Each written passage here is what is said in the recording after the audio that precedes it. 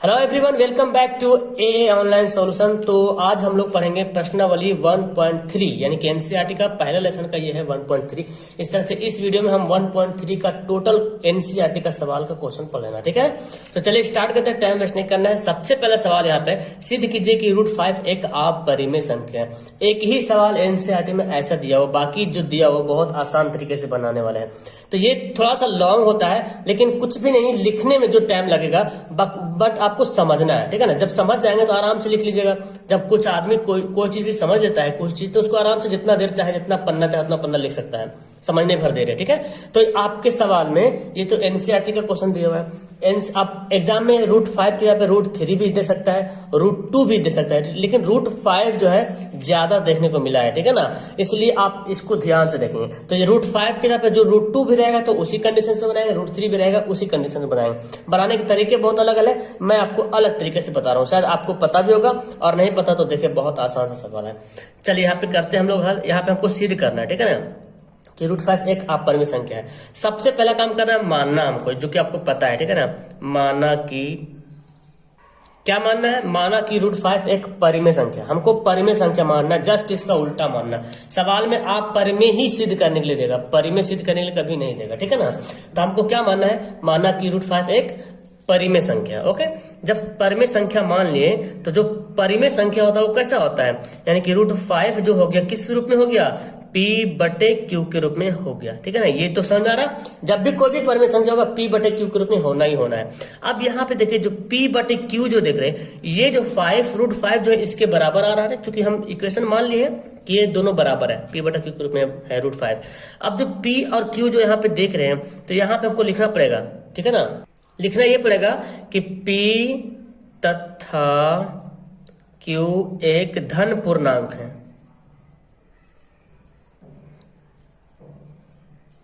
ये तो खैर ठीक है।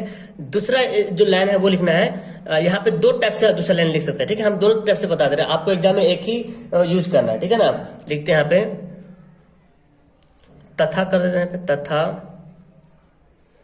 P एवं Q में कोई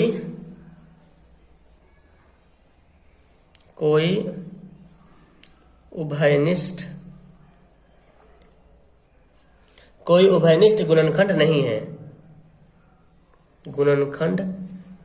है, इसी बात को समझना है, ठीक है ना। देखिए इसी बात को समझना है, P और Q में कोई उभयनिष्ठ गुणनखंड नहीं है। उभयनिष्ठ मतलब कॉमन, इन दोनों में कोई कॉमन चीज दिख रहा। कॉमन मतलब जैसे P है और Q है, तो बोले सर एक तो कॉमन दिख रहा 1, जी बिल्कुल 1 कॉमन दिख रहा है, 1 तो सब में कॉमन होता ही है। तो आप ना ये जो सेंटेंस लिखे हैं, इस सेंटेंस के जब ये भी लिख सकते हैं, PQ एक सहअभाज्य गुणनखंड है, ठीक है ना। सहअभाज्य गुणनखंड समझ लीजिए ध्यान से, ठीक है, गुणनखंड है। देखिए ये जो P और Q में कोई उभयनिष्ठ गुणनखंड नहीं, ये सेंटेंस लिखो, या PQ एक सहअभाज्य गुणनखंड है। सहअभाज्य गुणनखंड बोलते हैं वैसे गुणनखंड जिसका HCF 1 होता है, ठीक है, जिसका HCF क्या होता है? 1 होता है। तो P और Q के HCF तो 1 होगा ही होगा। तो ये दोनों लाइन सेम है, दोनों सेम बता रहा। उभयनिष्ठ गुणनखंड नहीं, बिल्कुल उभयनिष्ठ नहीं मैच कर रहा। और सहअभाज्य गुणनखंड बोलते हैं जिसका एक HCF होता है। तो इतनी बातें आप, ये वाला लाइन ये तो लिखना है, ये लिखो चाहे ये लिखो, दोनों में से कोई एक लिखना है, ठीक है ना। अब जब यहाँ पे कर दें तो अब यहाँ पे क्या करते हैं, दोनों को वर्ग करेंगे, ठीक है ना। वर्ग करने पे देखिए, वर्ग करने पर इसको आपको यहाँ पे ध्यान से समझना जो मैं बता रहा हूँ, ठीक है। तो वर्ग कर देंगे तो खैर ये तो आपको आसान है, √5 का स्क्वायर कर दीजिएगा और P/Q का दोनों पे क्या कर देंगे? स्क्वायर कर देंगे, ठीक है ना। तो √5 का स्क्वायर तो 5 हो जाएगा, और यहाँ पे क्या हो जाएगा? P²/Q का स्क्वायर। अच्छा 5 के नीचे तो 1 छुपा हुआ है ना। 5 के नीचे क्या छुपा हुआ? 1 छुपा हुआ है। तो हम यहाँ पे क्या कर सकते हैं, P² को 1 से गुणा करते हैं तो P² हो जाएगा हमारा, और 5 को इससे गुणा करते हैं तो 5Q²। देखिए P² हो गया, 5Q² हो गया। ओके, अब यहाँ पे ये जो तरीका जो लिखा हुआ, इस तरीके को मैं इस तरीके से बताता हूँ। जैसे P² यहाँ पे दिया हुआ है, ठीक है ना, और 5 लिखा हुआ Q²। मतलब क्या समझते हैं, इसका मतलब क्या समझ रहे कि ये दोनों आपस में क्या है? बराबर है ना जी, ये दोनों आपस में बराबर। चलिए इसका और इक्वेशन में लेता हूँ, और कुछ डिफिनेशन लेता हूँ। जैसे मान लें कि यहाँ पे कोई संख्या होगा, P² के पे कुछ भी नंबर होगा, कुछ भी संख्या होगा, हम नहीं जानते, ठीक है ना। मान लेते 5 का स्क्वायर होगा, ठीक है ना, 5 गुना क्यू स्क्वायर, कुछ भी यहाँ पे संख्या होगा। अब इस पॉइंट को आपको समझना है, ठीक है ना। जैसे देखिए 5 का स्क्वायर मैंने इमेजिन कर लिया, यहाँ पे 5 स्क्वायर होगा, ठीक है, ऐसे ही मान लिया, तो 5 क्यू स्क्वायर ले लिया। तो यहाँ पे क्या दिख रहा है, 5 जो है 5 क्यू स्क्वायर को क्या करा, विभाजित करता है। इसके पे कुछ और मान लेते हैं हम, 10 का स्क्वायर मान लेते हैं, 5 इंटू क्यू स्क्वायर। देखिए 5 जो है 10 स्क्वायर को विभाजित करेगा कि नहीं करेगा, बिल्कुल करेगा, है ना। 5 जो है 10 के स्क्वायर को विभाजित कर रहा है, 10 दहे के 100, जो बिल्कुल करेगा। 5 जो है 10 के स्क्वायर को विभाजित करेगा, 10 का स्क्वायर को भी विभाजित करेगा, और सिर्फ अगर 10 भी बोल दिया जाए तो 5 10 को भी विभाजित करेगा। इसी पॉइंट को हमको लिखना है, ओके। तो मैंने यहाँ पे लिख दिया है कि 5 जो है पी स्क्वायर को विभाजित करता है। पी स्क्वायर के यहाँ पे कुछ भी वैल्यू होगा, आखिर ये बराबर हो गया। बराबर के मतलब क्या हो रहा है, विभाजित तो करेगा 100%, है ना, क्योंकि बराबर है। तो 5 जो है पी स्क्वायर को विभाजित करता है, तो जो पी स्क्वायर को विभाजित करता है, अगर स्क्वायर को हटा भी देंगे तो पी को भी विभाजित करेगा। जिस प्रकार यहाँ पे 5 जो है 10 स्क्वायर को विभाजित कर रहा था, काट रहा था, तो अगर स्क्वायर हटा के भी लिखे 5 10 को भी विभाजित करेगा, है ना। इस पॉइंट को हमको लिखना है। तो 5 क्या हो गया, पी स्क्वायर को विभाजित कर रहा, मतलब 5 जो है पी स्क्वायर को काट रहा है, ठीक है ना। अब क्या करेंगे, अब यहाँ पे एक पॉइंट यहाँ पे आपको देखना पड़ेगा, फिर आप लिखेंगे तथा माना कि, एक पॉइंट यहाँ पे लिखेंगे, फिर लिखना पड़ेगा तथा माना कि, क्या मान लेना हमको, पी बराबर कुछ भी मान लो। जैसे 5 है ना, 5 है, √5 है, तो हम 5m मानेंगे। क्या मानेंगे, p बराबर 5m। अगर 2 रहता तो 2m मानते, 3 रहता तो 3m r s जो मानना है मान लो, ठीक है ना। इसको भी स्क्वायर करेंगे, ठीक है ना, वर्ग करने पर, तो इसको भी वर्ग करते हैं। तो वर्ग करेंगे क्या हो जाएगा, p का स्क्वायर और 5m का स्क्वायर हो जाएगा, ठीक है। इसको मैं कैसे लिख सकता हूँ, p का स्क्वायर है, 5 का स्क्वायर क्या हो जाएगा, 25m का स्क्वायर। अच्छा, p स्क्वायर का वैल्यू यहाँ पे आया समीकरण फर्स्ट में, p स्क्वायर बराबर इतना आया, तो हम यहाँ पे लिखते हैं, इसलिए p के स्क्वायर यहाँ पे क्या लिख दें, देखो p स्क्वायर बराबर 5q स्क्वायर है, हम यहाँ पे लिख देते हैं 5q स्क्वायर। कोई फर्क, कोई दिक्कत पड़ेगा, क्योंकि इसके दोनों आपस में बराबर है ना, बराबर 25m स्क्वायर। यहाँ पे लिख देंगे समीकरण फर्स्ट से, ठीक है ना, समीकरण फर्स्ट, ताकि याद रहे। अब देखो 5 पचे 25 काट दिया। अब क्या हमारे पास बना, क्यू स्क्वायर बराबर 5m स्क्वायर। सेम कंडीशन आ गया ना कि पी स्क्वायर बराबर 5q स्क्वायर और क्यू स्क्वायर बराबर 5m स्क्वायर। सेम कंडीशन, 5 जो है क्यू स्क्वायर को विभाजित करता है, बिल्कुल, है ना। 5 जब, क्योंकि ये दोनों आपस में क्या हो गया, बराबर हो गया, तो 5 जो है इसको विभाजित करेगा पूरा का क्यू स्क्वायर को। तो मतलब अगर क्यू भी लिख देंगे तो वो भी विभाजित करेगा, दोनों को करेगा। तो इस पॉइंट को फिर यहाँ पे लिखना पड़ेगा। तो मैंने ये पॉइंट को लिख दिया है कि यहाँ 5 जो है क्यू स्क्वायर को विभाजित करता है, तो इसका मतलब कि 5 क्यू को भी विभाजित करेगा। जिस तरह से अभी मैंने डिफरेंस एग्जांपल को समझाया, इस ध्यान में रखेंगे। ये बराबर का मतलब क्या, वो काट रहा है। जैसे मैंने 3 गुना 3 गुना 3 लिख दिया, ठीक, या 3 का क्यूब लिख दिया, ठीक है। यहाँ पे 3 गुना 3 लिख दिया। आपको क्या लगता है, ये जो पूरा है ना, इसको पूरा कट रहा है, पूरा से विभाजित हो रहा है ना जी, काट सकते हैं ना, आराम से काट सकते हैं, इससे कट जाएगा, चूंकि 3 बार विभाजित हो जाएगा आराम से।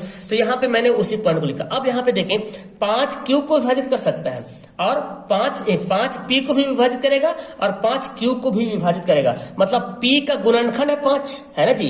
पी का अगर 5 क्यू को विभाजित कर रहा, 5 जो है पी को विभाजित कर रहा, 5 जो है क्यू को विभाजित कर रहा, मतलब पी का गुणनखंड 5, अब क्यू का गुणनखंड है 5। जैसे कि अगर मैं बोलूं 20 का फैक्टर क्या हो जाएगा, गुणनखंड क्या हो जाएगा, 10 5। देखो 20 का गुणनखंड क्या हो जाएगा, 2 गुना 2 गुना 5। मतलब 2 जो है ना 20 को भी 20 से भी कट रहा है ना, 2 जो है 20 से इससे भी कट रहा है, 5 इससे भी कट रहा है ना, 20 दोनों तीनों से कट रहा। मतलब ये जो 2 से भी विभाजित हो रहा, इस 2 से भी विभाजित हो रहा, इस 2 से भी विभाजित हो रहा, ठीक है ना। यानी कि इसका गुणनखंड है, जो कट रहा है ना वो क्या, उसका क्या है, सब गुणनखंड, जिससे कट रहा है वो गुणनखंड हो गया। तो यहाँ पे पी का गुणनखंड 5 है, पी का गुणनखंड, पी का भी 5 है और क्यू का भी 5 है। लेकिन यहाँ पे हमने क्या बोला था, पी और क्यू में कोई उभयनिष्ठ गुणनखंड नहीं है। लेकिन यहाँ पे देखो पी का भी 5 गुणनखंड है, क्यू का भी 5 गुणनखंड है, तो उभयनिष्ठ गुणनखंड कौन हो गया, 5, तो उभयनिष्ठ गुणनखंड हो गया। तो इसी पॉइंट को हमको लिखना है और इसको आप परिमेय सिद्ध करना है। तो इस पॉइंट को हमको लिख देना है कि अतः यहाँ P या अतः नहीं लेकिन चलेगा। यहाँ P तथा Q में 5 उभयनिष्ठ गुणनखंड है ना जी। P में भी P का भी 5 गुणनखंड हो गया और Q का भी 5 गुणनखंड, चूंकि विभाजित हो रहा मतलब गुणनखंड है, तो P और Q में 5 उभयनिष्ठ गुणनखंड है। लेकिन हमने क्या माना था, हमने माना था P और Q में कोई गुणनखंड है ही नहीं, उभयनिष्ठ गुणनखंड है ही नहीं है। जब नहीं यहाँ पे है तो फिर क्या हो गया हमारा, तो फिर हम क्या बोलेंगे, अतः हमारा मानना गलत हुआ। अतः जो है √5 एक अपरिमेय संख्या, इतना लिखना है। तो ये लॉन्ग थोड़ा सा लग रहा है, लेकिन आपको जब समझ जाइएगा ना तो ये 2 मिनट में फटाफट करके लिख दीजिएगा, बस आपको समझने भर देरी है। उम्मीद है कि आपको समझ में आ गया होगा, जो भी टाइम लगा है आपको समझ में आ गया होगा। चलिए अगला सवाल पढ़ते हैं। ये जो दूसरा सवाल है बहुत आसान सा सवाल है, ठीक है ना, उससे बहुत आसान सवाल। तो हमको यहाँ पे हाल में क्या करना, पहले तो वही करना पड़ेगा माना कि, तो हम भी मान लेते हैं क्या, पहले मानना पड़ेगा, ठीक है ना। माना कि 3 + 2 √5 एक क्या मानेंगे, उल्टा मान लेंगे, एक परिमेय संख्या है, ठीक है, ये मान लिया मैंने, ठीक है।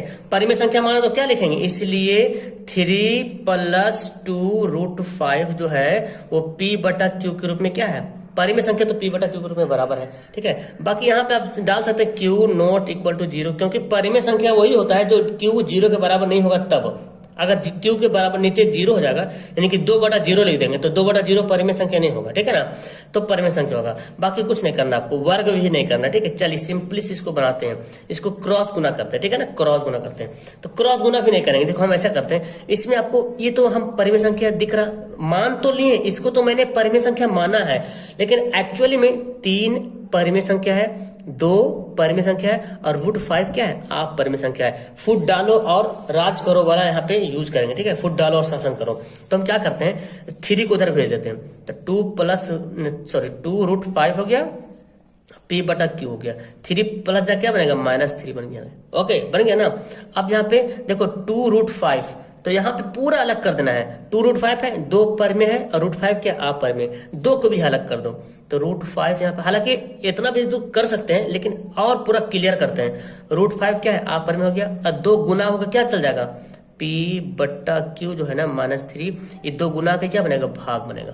तो देखो ये √5 क्या है, अपरिमेय संख्या है, और ये क्या है, ये परिमेय संख्या। चूंकि परिमेय संख्या बहुत इजी होता है ना, जिसका रूट निकल जाता है, इस तो रूट में है नहीं आराम से, हाँ, तो ये सब ये क्या, इधर वाला परिमेय संख्या, इधर वाला अपरिमेय, क्या कभी ऐसा हो सकता है परिमेय और अपरिमेय बराबर होगा, कभी नहीं होगा, है ना।